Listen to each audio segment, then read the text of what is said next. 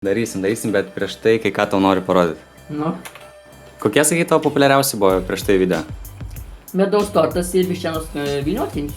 Medaus tortas buvo virš 3000. Gerai, Ieva kotletai kiek turi? 7000. Jau.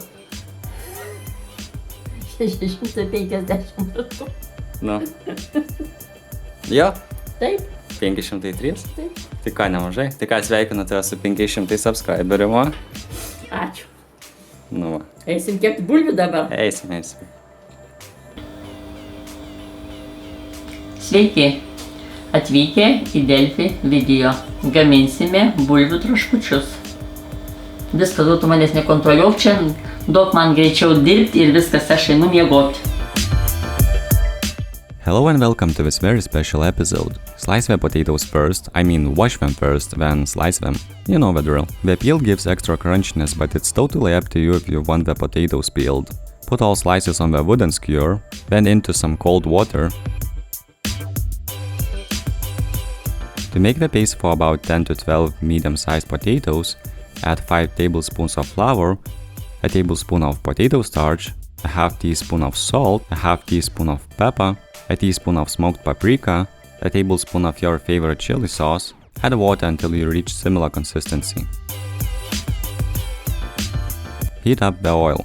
Jau matau žvilgčiai, tai iš tikrųjų norėčiau tave pasveikinti su 500 subscriberių ir va tau padovanoti auksinę grandinėlę. Gerai, ačiū. Ačiū. Va koks puikus daiktas. Taip. Grynas auksas. Tikrai. Cover them in the paste, then deep fry them for about 5 to 7 minutes or until done. Put them on the paper towel to get rid of some oil. Sprinkle some dried dill and salt on the chips.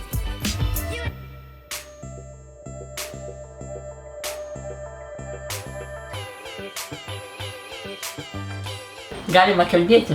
Ačiū, brangūs žiūrovai, ir parašykite, kaip jums sekėsi pasigaminti tokias bulvytės. Nu, prašau, bragaut.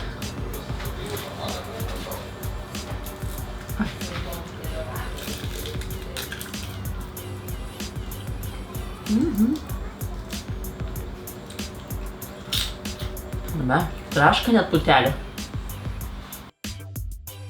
Our channel has been doing very well lately, and it's only because each and every one of you. You would help even more if you subscribe to the channel if you haven't already. Also, consider pressing the bell button to get notified every time we release a new video. In addition to that, you can use one of the links in the description below to support us. Until next time, goodbye, cheers!